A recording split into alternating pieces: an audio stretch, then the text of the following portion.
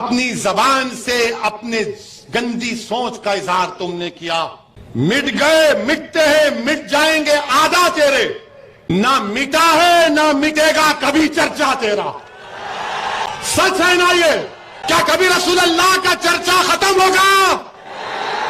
क्या मोहम्मद सल्लल्लाहु अलैहि वसल्लम का जिक्र खत्म होगा?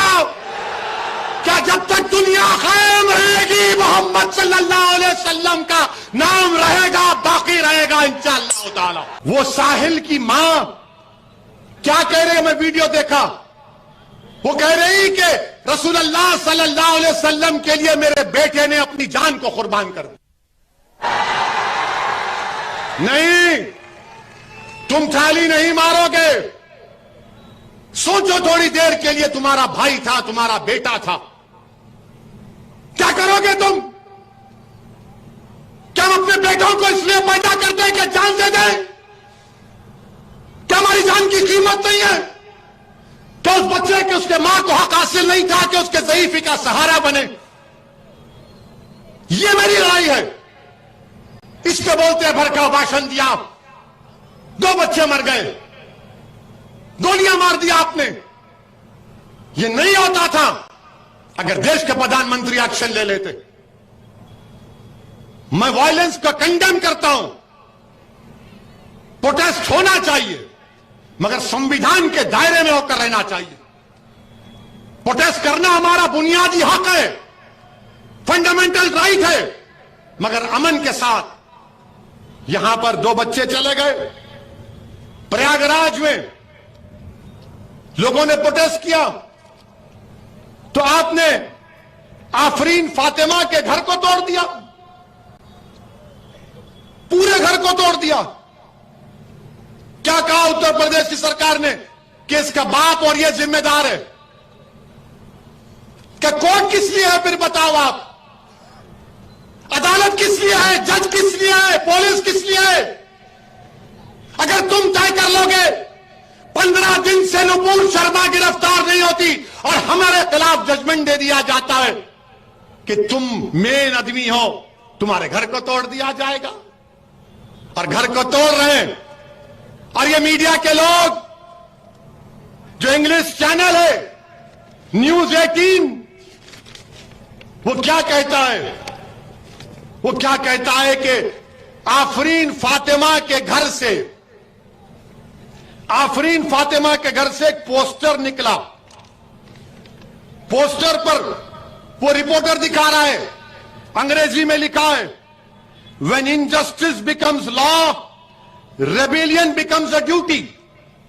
उसका माने यह है कि जब नाइंसाफी एक कानून बन जाता है तो उसके खिलाफ एहतजाज करना सबकी जिम्मेदारी बनती है। यह थॉमस जेफरसन अमेरिका का सदर ने कहा था। और ये रिपोर्टर का इसके घर से ये निकला, ये निकला। क्या कोई बम बनाने का सीक्रेट निकला? क्या कोका कोला का फार्मूला निकला? वही बात, when injustice becomes law rebellion becomes a duty. ये कौन लिखा था मालूम आपको? महाराष्ट्र के ex chief minister Devendra Fadnavis की पत्नी ने ट्विटर पर लिखा था।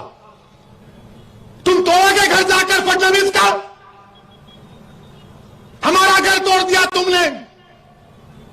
तुम कौन होते अगर उसने किया? आफरीन फातिमा के बाप ने किया तो कोर्ट में चलाओ ना केस, सजा दिलाओ उसको, जेल में डालो, कोर्ट में कन्विक्ट कराओ।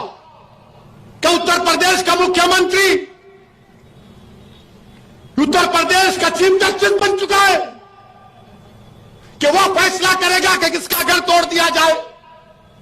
अगर आफरीन फातिमा के बाप को सजा भी होगी तो घर कैसा तोड़ते हैं आप? मुझे सजा होगी तो मेरा घर कैसा तोड़ेंगे आप? मुझे सजा होगी ना, मेरे घर को तो नहीं तोड़ा जा सकता। सारी दुनिया के सामने आपने उस बच्ची के घर को तोड़ा, बुलडोजर लगाकर तुमने। आफरीन फातिमा के घर को नहीं तोड़ा, तुमने भारत के रूल ऑफ लॉ पर बुलडोजर चला दिया। तुमने भारत की बुनियादों को कमजोर करने का काम किया। बताओ देश के प्रधानमंत्री, ये नफरत नहीं है तो क्या है बताओ आप? अगर वो जिम्मेदार है तो चलाओ ना कोर्ट में केस। अच्छा, घर किसका तोड़ते हैं? उस बच्ची का घर तोड़ते हैं जो उसके बाप को मुल्जिम करार दे रहे हो। बाप का घर नहीं है, उसकी बीवी का घर है।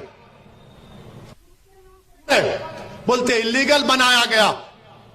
तो क्या 6 साल से यूपी में बीजेपी की सरकार सो रही थी? और आपने क्या किया? पत्थर फेंके, घर तोड़ दिया। जब भाजपा के एक मंत्री टेनी, उनका बेटा बाप की गाड़ी से 6 लोगों की जान लेता है, सुप्रीम कोर्ट उसकी बेल कैंसिल करती है, तो भाजपा के लोग अजय टेनी का घर नहीं तोड़ते, आफरीन फातिमा का घर तोड़ते हैं। बताओ भेदभाव कौन कर रहा है? अजय का घर है तो नहीं तोड़ा जाएगा, फातिमा का घर है तो तोड़ा जाएगा। ये कौन सा इंसाफ है? ये कौन सा इंसाफ है बताओ आप?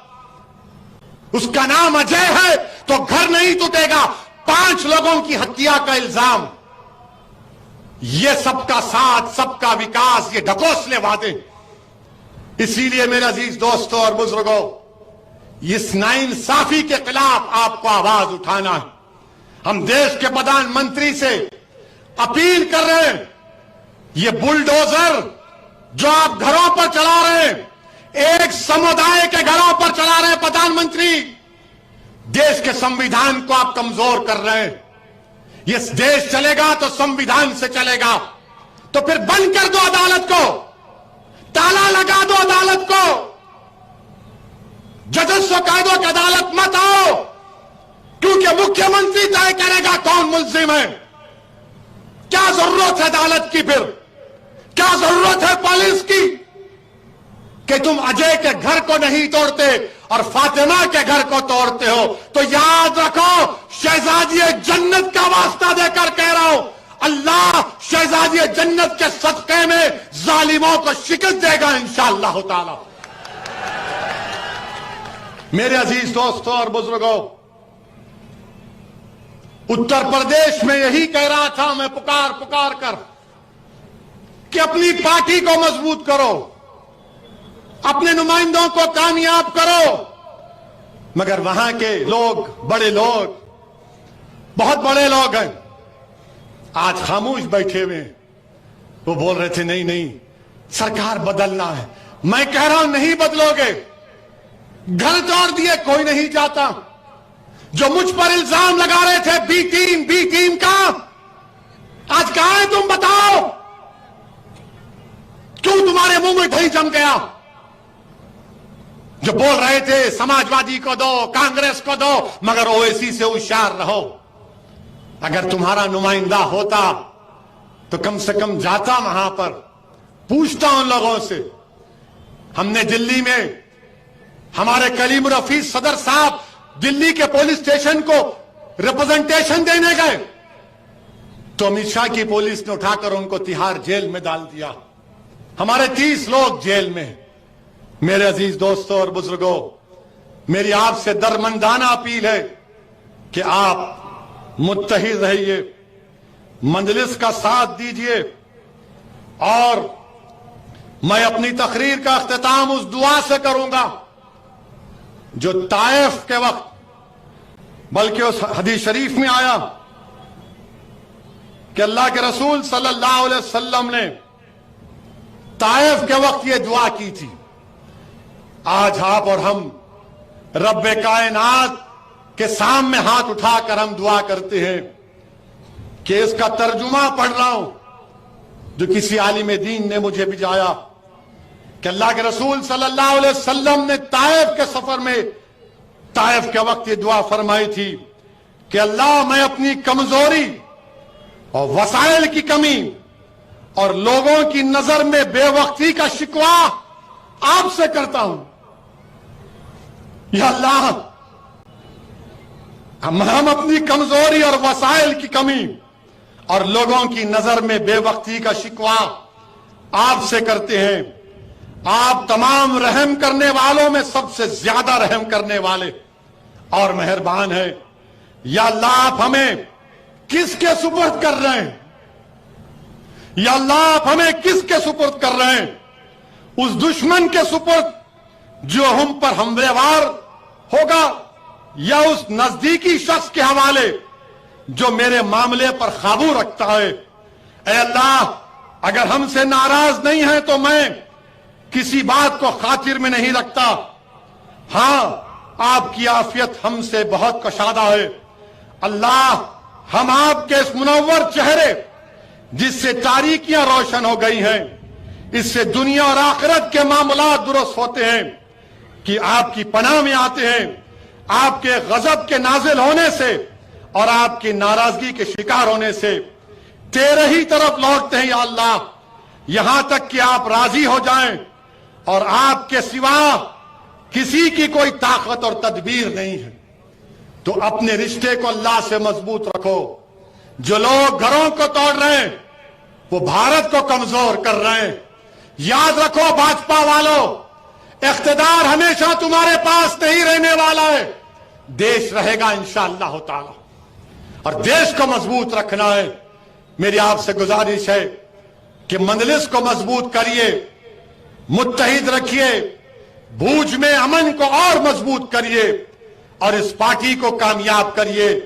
आपका फिर से शुक्रिया कि आपने अपना कीमती वक्त निकालकर आज यहां पर आए। मैं आपकी मोहब्बत को सलाम करता हूं। मेरे पास अल्फाज नहीं है कि आप हजारों की तादाद में यहां पर आए हैं। और सुनो मोदी जी, अगर आपकी भी सभा होगी तो लोग ऐसा मोहब्बत से नहीं आते होंगे। लोगों को लाया जाता है, आ गाड़ी में बैठ, गाड़ी में बैठ, आ। यह ओनली मोहब्बत है। अल्लाह इस मोहब्बत को